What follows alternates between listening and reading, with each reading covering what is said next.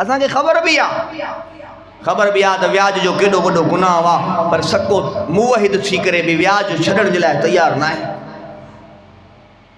आहे त तौहीद परस, आहे त पक्को मुवहिद, आहे त क़ुरान खे मञण वारो, आहे त उलमा जी इज़त करण वारो, पर 30 साल गुज़री विया, 15 साल 25 साल गुज़री विया, 30 साल गुज़री विया, 35 साल गुज़री विया, 40 साल गुज़री विया, न्याणी घर में वेठी आहे, न्याणी खे परणाइण जे लाइ तयारु न आहे केरु हाल जी शरीफ़ जो मुरीद आहे केरु ॿेर वारनि जो मुरीद आहे केरु अमरोटी जो मुरीद आहे केरु नक्शबंदी आहे, पर न्याणी घर में वेठी आहे, मथो अछो थी वियो, न्याणी खे परणाइण जे लाइ तयारु न आहे। खुदा जो नालो थो पंहिंजे न्याणियुनि सां ज़ुल्म न कयो, ज़्यादतियूं न कयो। मुंहिंजे पाक पैगंबर फरमायो न्याणी घर में पैदा थिए मुंहुं ख़राब न कंदा कयो, न्याणी घर में पैदा थिए कावड़ न कंदा कयो, न्याणी घर में पैदा थिए गुस्सो न कंदा कयो, छो त न्याणी घर जे अंदरि अल्लाह जे तरफ़ों रहमत थी करे आई न्याणी भाग आहे। मुंहिंजे साईं फरमायो मूंखे पुटनि जी औलाद न आहे, पर मूंखे पंहिंजूं न्याणियूं ॾाढियूं प्यारियूं आहिनि।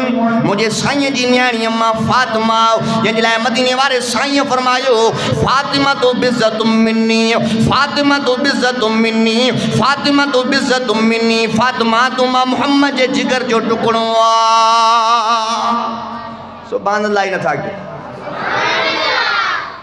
असां वटि छा आहे, न्याणी घर में पैदा थींदी न, पुट पैदा थींदो, छोरा वञ जल्दी सांगे न वञ, पने आकेल वञ, सखर वञ, वञ ॿ टे देग बि खणी अच, ख़ैरात कंदुसि। अब छाजे करे मूंखे पुट थियो आहे, पोइ मज़ाक आहे छा, फने खान थियो आहे, पूज़ट खान थियो आहे, पोइ मज़ाक आहे। न्याणी घर में पैदा थींदी, सन्नाटो छाइजी वेंदो, ॼण को घर जे अंदरि कज़ियो थी वियो आहे। ईअं आहे न आहे?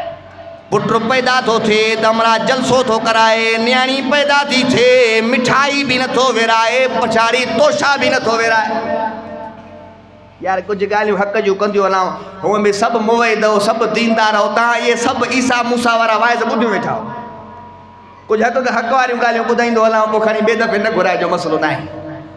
सादा कम है कुरान सुनावण, कोई मन्ने या ना मन्ने, ॾुही जहान ते मारिया वेसी जहिड़ा हद कुरान दी भन्ने। मां हूअं ई तव्हांजे ॻोठ चंदे ते कोन ईंदो आहियां, ॻाल्हि आहे सिधी। मुफ़्ती समीउल्लाह साहिबु यादि कंदो, कारी सलीमुल्लाह साहिबु यादि कंदो, या साईं राज़िक ॾिनो यादि कंदो त इंशाअल्लाह हलिया ईंदासीं। तव्हांजी मुहबत हूंदी त पया रब जो क़ुरान ॿुधाईंदासीं मुहबत सां, जो सुभान अल्लाह। मुंहिंजे साईं फरमायो न्याणी भाग थव, न्याणी रहमत थव, न्याणी जी इज़त कयो, न्याणी जो एहतराम कयो। पाण करीम सल्लल्लाहु अलैहि वसल्लम जॾहिं सफ़र ते वेंदा हा, सभ खां आख़िर में पंहिंजे न्याणियुनि सां मिलंदा हा। साईं जॾहिं सफ़र खां वापसि मोटंदा हा, सभ खां पहिरियां पंहिंजे न्याणियुनि जे घर वेंदा हा। ऐं मदीने वारे साईं फरमायो ओ मुंहिंजी उम्मत वारो, ओ मुंहिंजी उम्मत वारो, न्याणी भाग थव।